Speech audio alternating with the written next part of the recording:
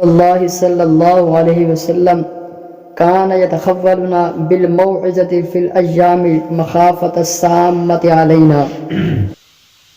باب الاقتصاد فی الموعظہ، واعظ و نصیحت کے اندر میانہ روی اختیار کرنا۔ واعظ و نصیحت کے اندر میانہ روی کیا ہے کہ روزانہ درس نہ دے، یا درس دینا ہے تو کم از کم مختصر درس دیں، لوگ اکتا نہ جائیں، لوگ تھک نہ جائیں، اکتاہٹ محسوس نہ کرنے لگ جائیں قرآن و حدیث سننے سے۔ تو یہ مسلم شریف کے اندر امام مسلم رحمہ اللہ نے صفت قیامہ والجنت والنار اس کتاب کے اندر سب سے آخری باب ہے، 19 نمبر 20 نمبر باب ہے۔ تو اس کے اندر انہوں نے ایک واقعہ اور نبی علیہ السلام کا عمل صحابی رسول حضرت عبداللہ بن مسعود رضی اللہ تعالیٰ عنہ کا پیش کیا اور مسئلہ ثابت کیا۔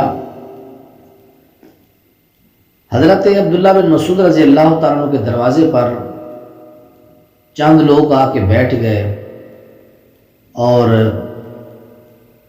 حضرت عبداللہ بن مسعود رضی اللہ تعالیٰ عنہ کو اطلاع بھجوائی کہ حضرت کو جا کے اندر بتا دیں ہم آپ کا خطاب سننے کے لیے آئے ہیں۔ تو آپ ان کے پاس نہ آئے، پھر کافی دیر بعد آپ تشریف لائے تو آپ نے فرمایا بھائیو میں اس لیے نہیں آیا کہ میری تقریر یا میرے بیان سے تم اکتا نہ جاؤ۔ اللہ کے نبی علیہ السلام کی پھر حدیث بیان کی حضرت عبداللہ بن مسعود رضی اللہ تعالیٰ عنہ نے کہ رسول معظم علیہ السلام ہمیں بھی جو ہے بعض دنوں کا خطاب فرماتے، روزانہ خطاب نہ فرماتے کہ کہیں ہم اکتا نہ جائیں۔ یہ حدیث کے الفاظ ہیں، حضرت عبداللہ بن مسعود رضی اللہ تعالیٰ عنہ فرماتے ہیں، یہ صحیح مسلم ہے،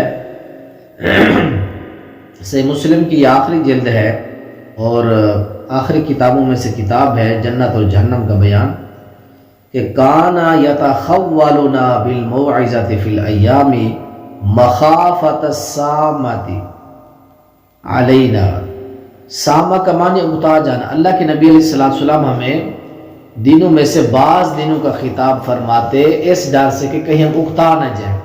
تو اکثر ہمارے بھائی ہمارے بزرگ پوچھتے ہیں کہ واعظ و نصیحت کی ترتیب کیا، اور روزانہ ہمارے علماء یا روزانہ خطبہ درس دروس شروع کر کے بیٹھ جاتے ہیں، پھر لمبے لمبے درس دیتے ہیں۔ تو اللہ کے نبی کا یہ عمل تھا کہ آپ وقفہ کرتے تھے، وقفہ بھی کرتے تھے اور پھر مختصر دیتے تھے، جامع معنی خطاب فرماتے تھے۔